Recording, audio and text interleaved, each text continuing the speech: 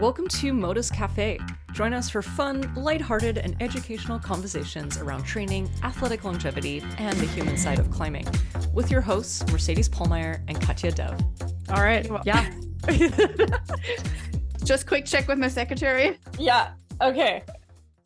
We are at the end of the year of 2023. Holy smokes.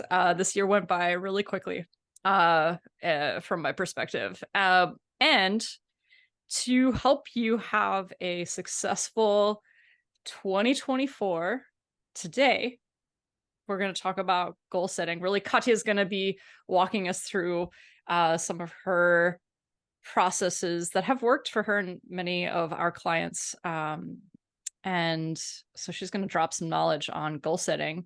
And you can follow along, take notes. You know, we really do encourage you to actually let's take some notes during this episode and really start thinking about some of these questions that Katja is going to be asking you. Thanks. Yeah, it's the end of the year, and I personally love to set goals for the new year. I know not everybody loves that. I feel like New Year resolutions have gotten a bad rep a little bit. But I think goal setting is a skill in itself, and it's something that can be learned and practiced. And then it doesn't have to be this terrible thing.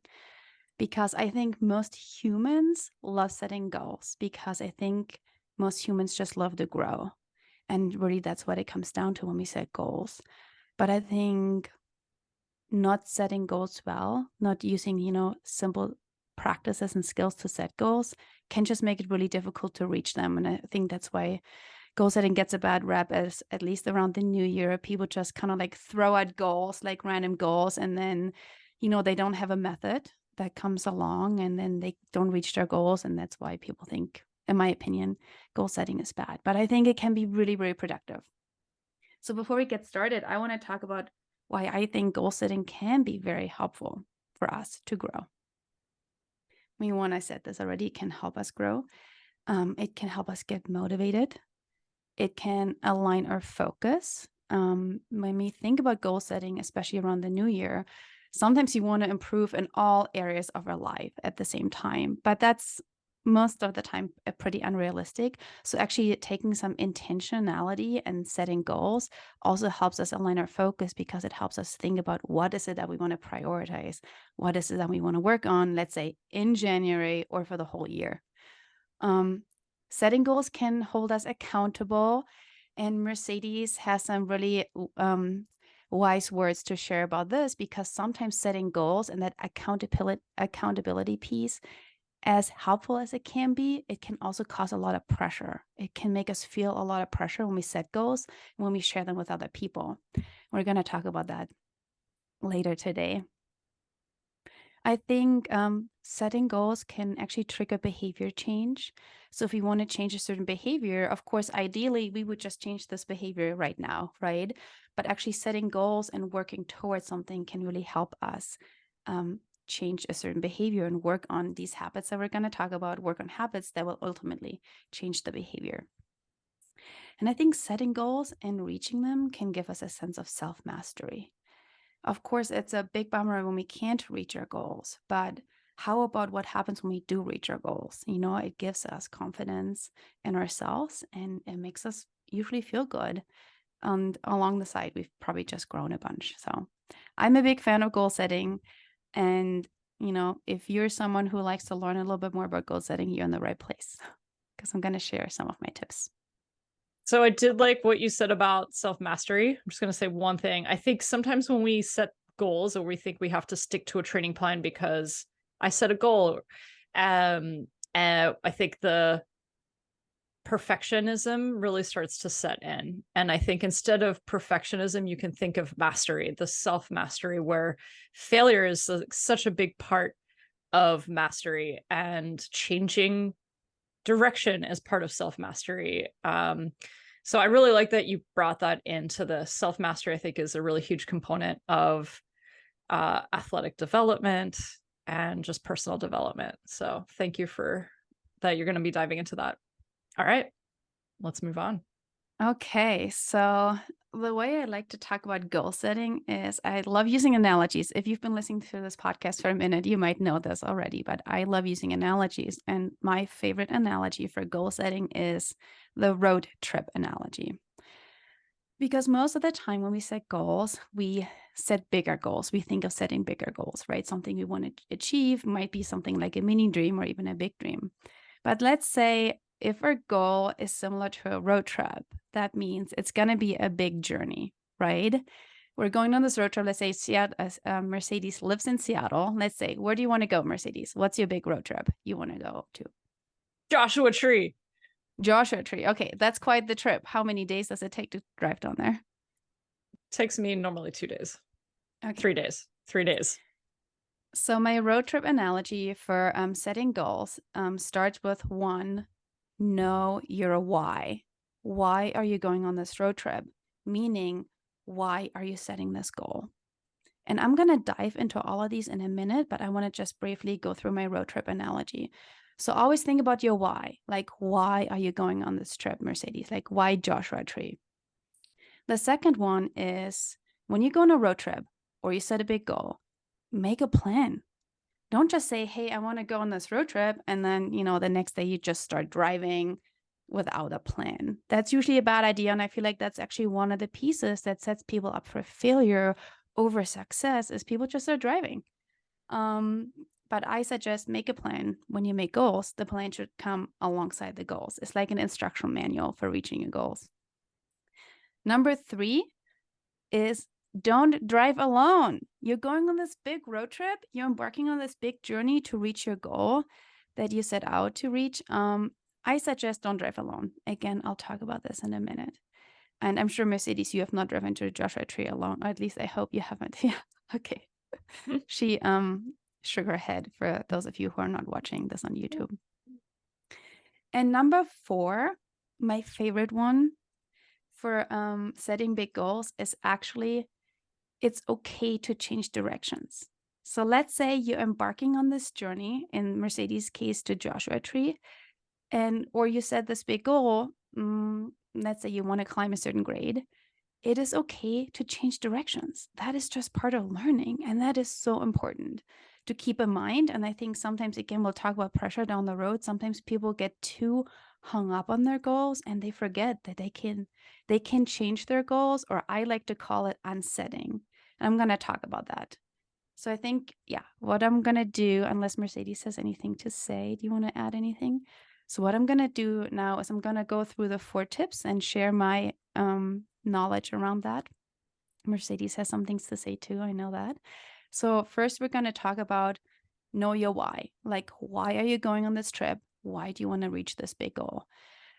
I will say this is so important because I think a lot of people do what I call borrowing goals. And this happens especially in the fitness industry or in the nutrition industry, where people, just want to reach a certain goal, either lose weight or, do something along these lines. And I don't think there's anything wrong with wanting to lose weight. But what is really important is for us to know why we're doing this. Or are we just trying to, climb a certain grade because other people are doing it, And this is really what we want to make sure that we're not doing, that we're not thinking we should be choosing a goal just because all of these advertisements tell you now you need to work on X, Y, and Z, right? So know your why. And my favorite exercise is asking the 5 why questions. Both Mercedes and I learned this in one of our coaching certifications, the 5 whys. And I'm going to be vulnerable for just a minute here for a second. I'm going to share my 5 whys for why I want to climb V10. And this is an exercise that I've actually done multiple times for myself, specifically around my climbing. So what I'm sharing with you is actually the result of multiple journaling sessions. Because sometimes when we start asking ourselves why, we don't truly know why. So it might take a minute or 2 to really figure out your own why you want to reach something, why you want to reach a certain goal. Okay, I'm going to share this with you, and then I want to tell you why the why is also so important. Okay, Mercedes and I are going to do this exercise. I'm going to start, and she's going to ask me the 5 whys. Okay, Mercedes, my goal is to climb V10. I want to climb V10. So why do you want to climb V10? I want to feel like I'm a good climber Okay. So why do you want to feel like a good climber? I want to feel like a good climber because that would mean that I'm a real athlete. Hmm. So why do you want to feel like a real athlete? Good question. Um, I want to feel like a real athlete because that would mean that I'm strong. Okay. So then why do you want to be strong? Because that means that I would be able to protect myself. And why do you want to be able to protect yourself? Because I want to live a long, healthy, and happy life. Okay, thank you, Mercedes. So, as you can probably tell, we went from wanting to climb V10 in a totally different direction. And the reason this is really important is because this is really our fuel for our journey, is knowing a why. This is the fuel that will get Mercedes all the way to Joshua Tree. This is the fuel that will help you reach your goal. Because in my case, sure, I want to climb V10, but really there's all these layers of what I actually want to achieve that are underneath that. And the reason it's so important is because I keep reminding myself as I'm working towards, let's say, climb V10, um, what it is that I actually want. Or it can be really helpful in the case of us not reaching that goal, or maybe the goal, is quite difficult to reach. So what I keep in mind for myself is, hey, yeah, sure, I want to climb V10, but I also know that is just a means to an end. What I really want is feel healthy and strong and happy.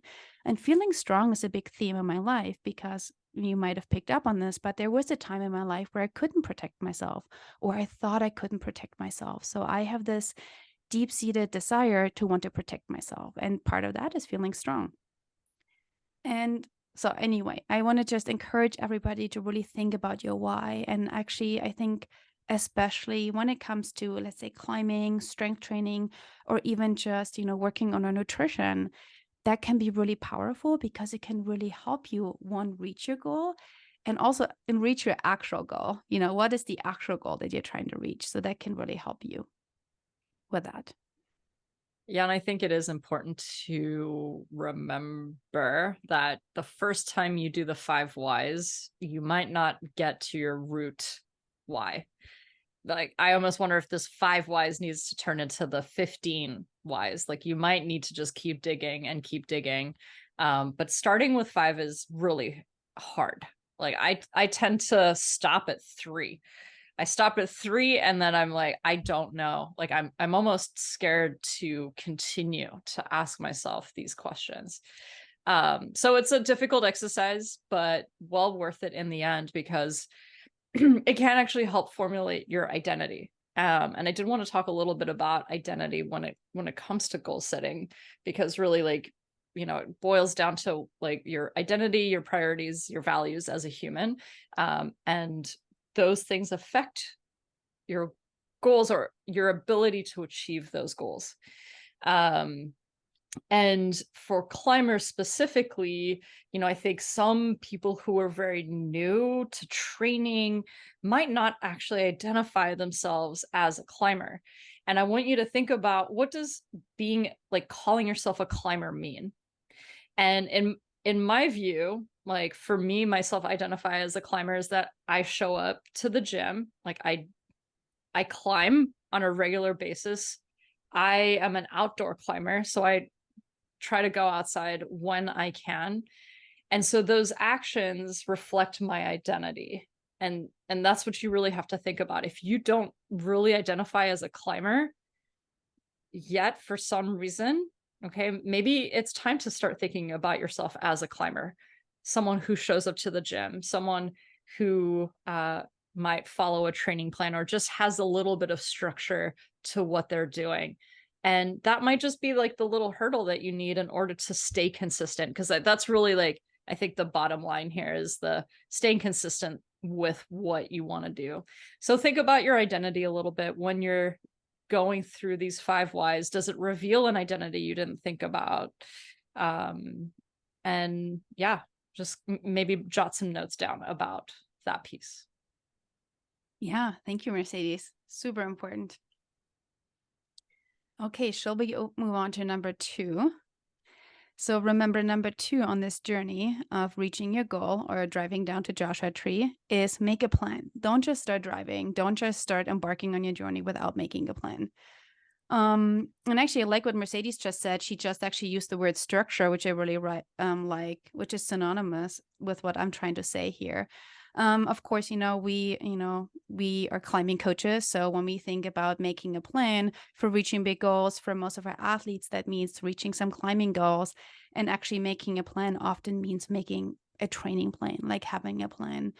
The plan does not have to be complicated at all. The plan can be simple, but really the plan is there to provide some structure to your journey for that road trip. So you know exactly, where you're driving to, what are the intermediate goals. Let's say Mercedes said, when she drives to Joshua Tree, it takes 3 days. So you need to know, well, what are the intermediate goals that you're hitting before you're hitting that big goal? Like, where you're spending the nights, which roads are you going to take?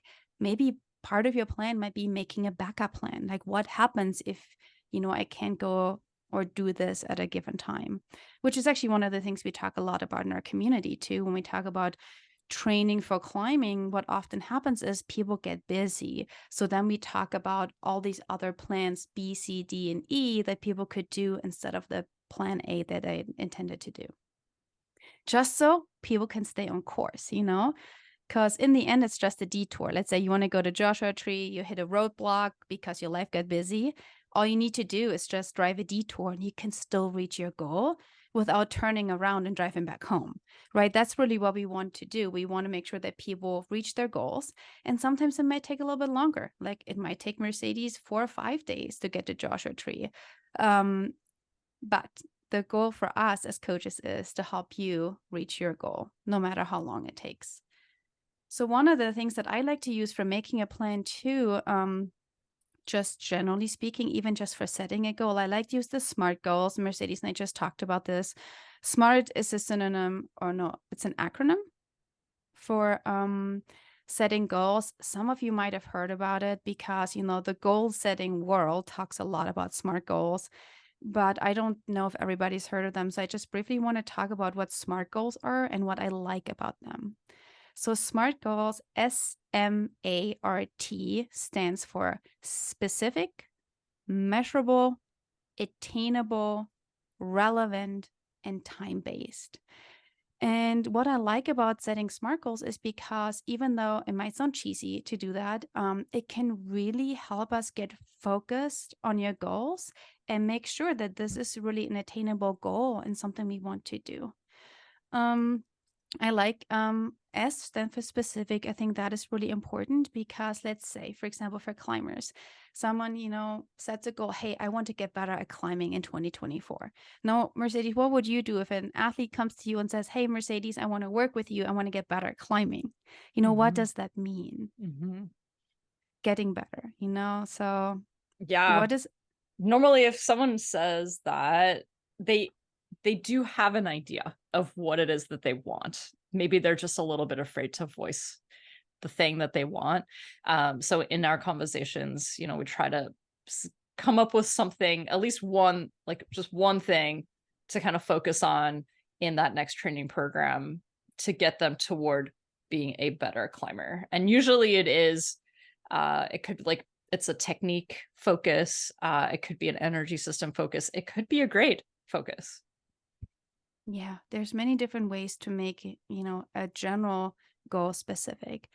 And what I like about it, it gives us one focus, and also, which is what M stands for, it can make it measurable. Like, are we progressing towards our goal? So we have this big goal that's now specific, and then we can come up with these intermediate goals that we can measure that allow us to realize we are on track to reach that big goal. Let's say in my case, for example, that I wanted to climb Well, actually, I used to want to climb 513. Um, but let's say in this case, I've been wanting to climb V10 for a while now. And so, obviously I don't just train for a winter and then I climb V10. Instead, I have these, smaller goals I reach in between that are measurable. Like, first I need to like hit all these other grades, for example. You don't go from V3 to V10. So that's one way. Like, make sure that your goal is measurable because it helps you see the progress. And you can measure your goal in all sorts of ways. Just due to time, I don't have, time to go into this, but there's really fun ways to measure goals and you can come up with a creative way. Number 3, A in SMART, is attainable. This I actually wanted to talk about because attainable and time-based, so T in SMART stands for time. To me, they go together. When is a goal attainable, right? And I often like to say, if your goal doesn't feel attainable, make it attainable. And one easy way for us to make something attainable is to just give us more time to allow ourselves to grow into it and to learn. Allow yourself to learn and allow yourself to take time. And I think that's a big piece to actually making a goal attainable. And that isn't, again, goes together with time. If you are short on time, then make sure you adjust your goal based on the time frame that you have. And the last one, R, that I want to talk about is relevant. And this comes back to your why. Like, don't choose a goal that actually doesn't mean anything to you. It would be so much harder to work on that goal. And keep in mind too, like, this is your life and your life is short. So why work on a goal that you actually don't really want to achieve? So that's my plan. Make a plan and make your goals attainable. That's number 2. There Is is anything- something, I wanted to bring up now. So like, let's say you've gone through this process, and I know that I have felt this. I know friends, clients who have felt this where, okay, they've just done this process and now maybe there's this pressure to hit this goal. And that's just that, like, some of these are going to be part of your journey. Like, you're going to experience new emotions, such as like fear of failure. Like, oh no, like now I've made this thing, but we could talk about it at the end. Do we want to talk about this at the end after you've done all of this? It's up to you. Okay. So Katya, if I'm one of your clients, so I'm like, okay, I'm having a really hard time now because I feel all of this pressure to hit this goal at this time. And it almost makes me not want to do this training program now. Like, what do you think? What would you say?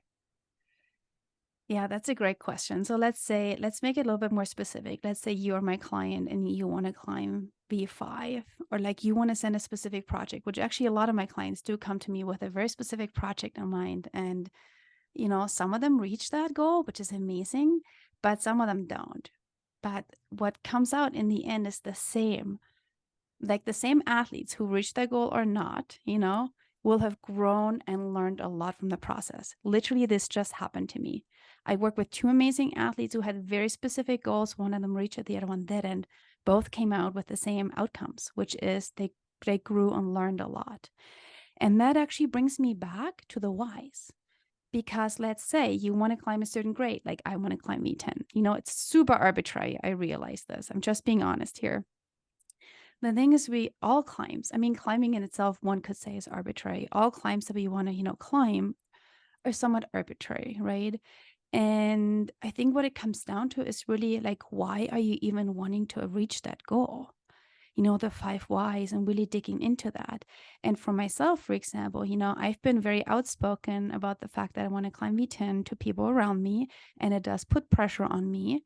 But at the same time, I keep in mind what's my actual why. And my actual why is that I want to feel strong. I want to be strong, and I want to be healthy, and I want to be happy. So I keep that in mind as I work towards that goal.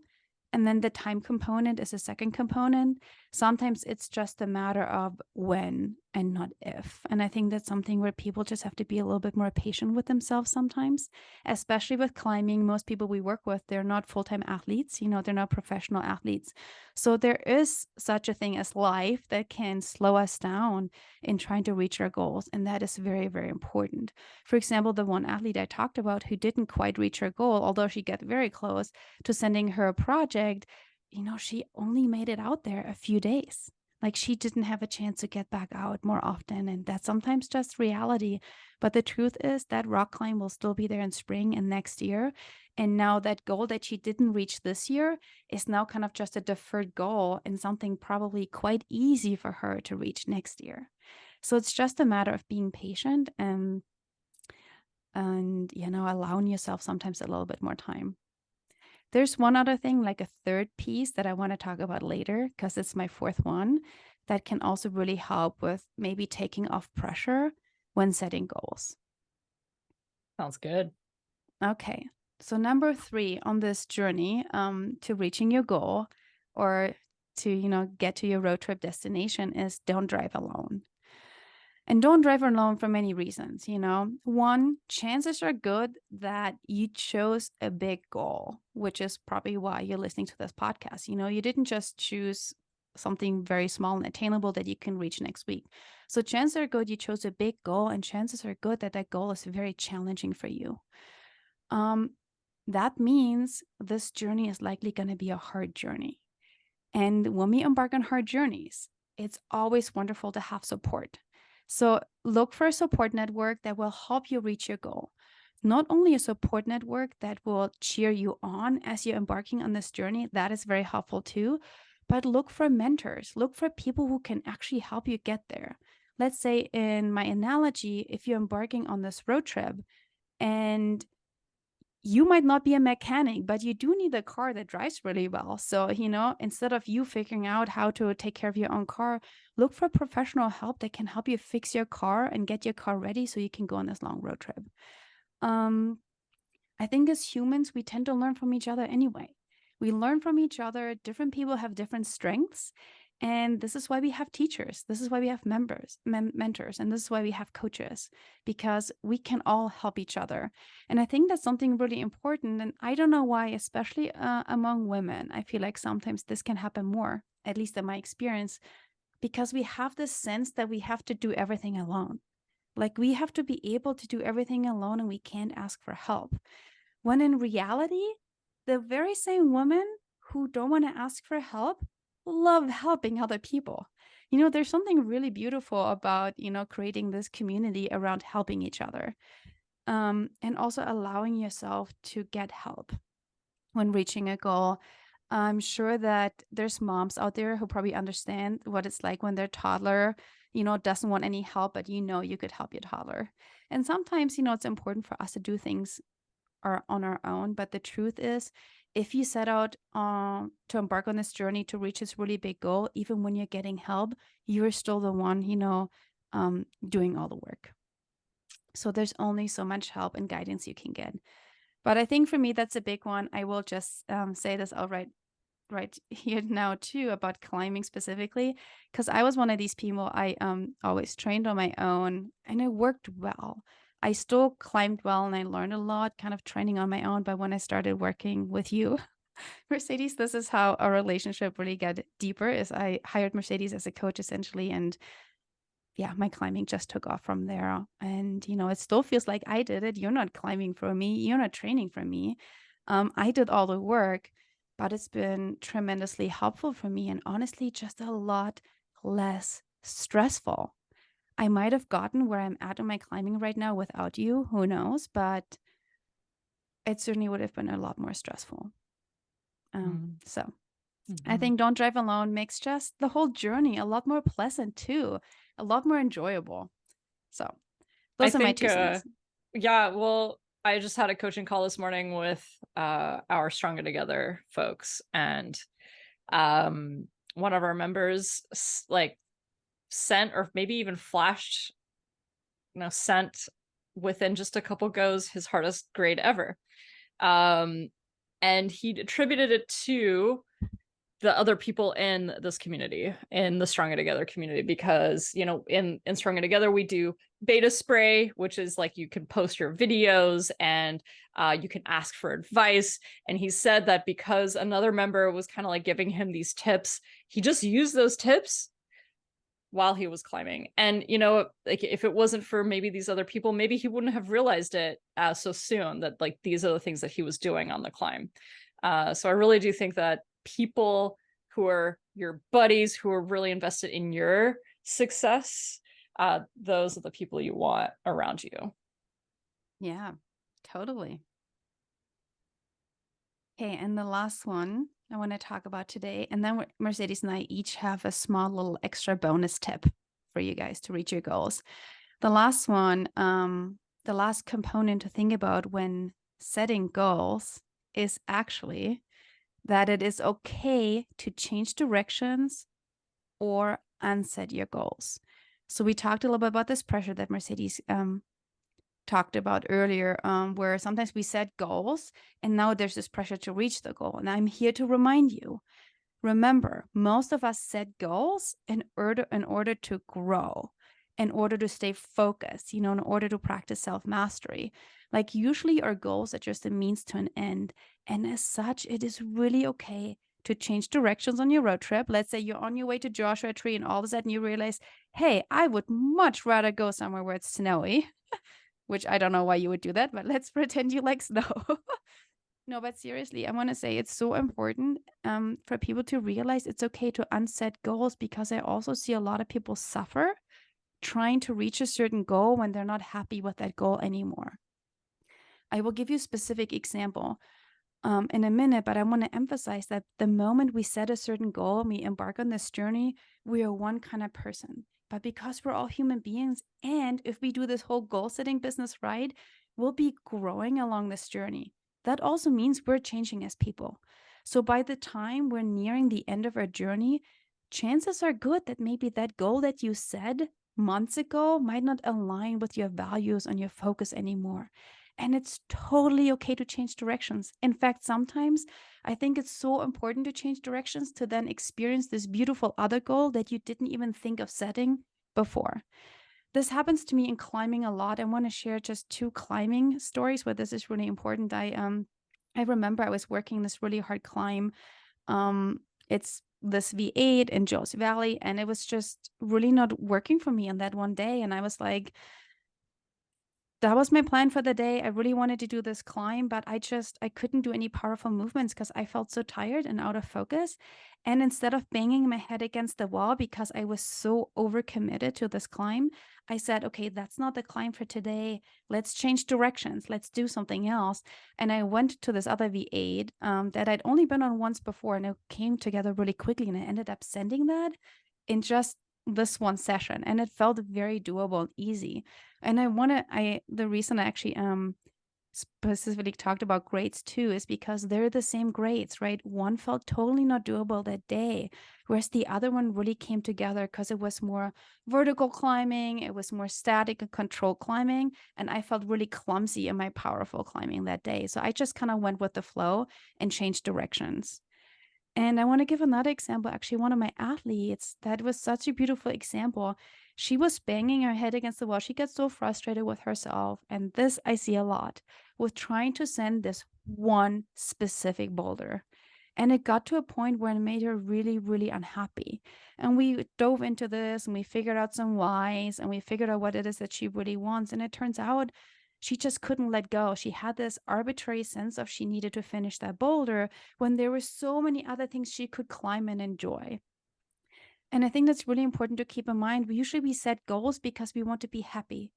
But if these goals now make us suffer and really unhappy and we're not enjoying the process anymore, we should evaluate what we're doing and move on. There's so much in climbing we could do, so many other climbs we could climb.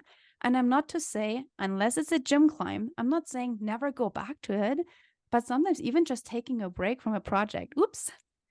1 second. I'm sorry. Even just taking a break from a project. And this could be taking a break from any goal and trying to shift goals for a minute. can be so freeing in the moment. And it can actually also really help us set big goals because we are already allowing ourselves, hey, I'm embarking on this journey. I don't know what it will be like to travel to Nepal. Maybe when I get there, I'm not going to like it. I'm not going to force myself to be there for a year if I don't have to. So I think it's just something really important because I think people consider that quitting, and we can talk about that. But I'm of the opinion that quitting is a great thing when you're quitting for the right reasons and when you're quitting something that's bad for you. We celebrate people who quit smoking. We think it's wonderful. But, we don't celebrate people quitting, let's say, projecting this climb, which I celebrate that because I think it's really wise and insightful to decide, hey, I'm moving on. It's so important. So I am here to allow you to quit your goals, especially if it allows you to even set them, to even start on this journey, because chances are good, even if you end up not reaching that goal, you will have learned a lot on that journey. Okay, those were my 5 points, Mercedes, and I see we're running out of time. But both Mercedes and I, we have 2 small tips to share for your journey on reaching your goals. Mercedes, do you want to go first? Okay. So a lot of goal setting stuff and habit stuff I get from James Clear. I'm sure maybe some of you have heard of his book, Atomic Habits. I love James Clear when it comes to habit formation. He has some really, really concrete, actionable exercises that you can do. So if you are digging all of the stuff that Katja is talking about, maybe go grab his book. And something that he says in there is that we don't rise to the level of our goals. We actually fall to the level of our systems. And really what he's saying is that if you don't have a good system to stay consistent, you might not reach your goal, or you might get frustrated along the way. Like things might fall apart. And maybe you're beating yourself up about this, but really maybe you should look at how you're setting up how to reach that goal. So go back to your SMART goals, go back to the actions that you have to do in order to complete your goal. And the small thing that I love about habit formation and staying consistent and seeing progress is this thought of being 1% better. And 1% better, it could be in one thing, it could be in multiple things, because it's so small. It's so easy to attain 1% that you're going to be able to show up and do it day in and day out. It's one where like, oh, I have to be 100% better. And that feels so daunting. And that's where we put the pressure on ourselves. And maybe we feel this like fear of failure. So really think about all of the little things that you might have to do in order to get to your goal, and just try to be 1% better. That could be, okay, I know that I only sleep 5.5 hours each night. And this actually affects how I show up the next day. So 1% better would be, I'm going to try to sleep 20 minutes more each night for the rest of the week. And I think you will notice a huge change in how you feel. So think about all of the actions that you need to do in order to reach your goal, and try to distill it into something very small, something very easy that you can do every day.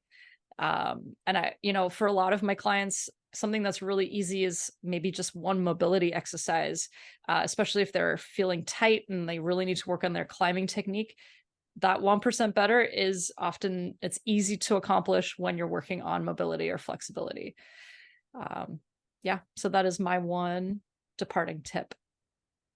Yeah, awesome. That was actually 2 tips in one. I think I like the systems idea, that we fall to our systems, you said, or we fall short reaching our goals. Yeah, I love that, Mercedes. And my very last parting tip for everybody is the 5-minute action rule, or it's actually very similar to Mercedes' tip about the 1% better. And what it comes down to is make sure that the changes you're implementing every day are very small and very doable. And that's what the 5-minute action is about. That's the 1%, what the 1% better is about. Is the 5-minute action rule just says, take 5 minutes each day to work towards your goal. And if you do that consistently, you will spend many hours working towards your goal over the whole year. So even just by 5 minutes can lead to really, really big changes. And those 5 minutes, you can even set a timer, could be spent researching something. Those 5 minutes could be spent planning something, making a plan. These 5 minutes could be spent talking to someone. These 5 minutes could be spent stretching. These 5 minutes could be spent walking. These 5 minutes could be spent in so many ways, but make sure you spend 5 minutes each day to work towards your goal. Just 5 minutes. Okay. Awesome. That's a tip. And with that, I guess we're about to Yeah. ring in the new year, Yes. 2024. Yeah. So exciting. We hope everybody's going to have a great start. Yeah. Yeah. Happy New Year, everybody. Mm. And I'm excited for 2024. Me too. We have a lot of goals. Yeah, we have lots of things coming at you in 2024. Yeah, stay tuned. All right. Bye. Bye.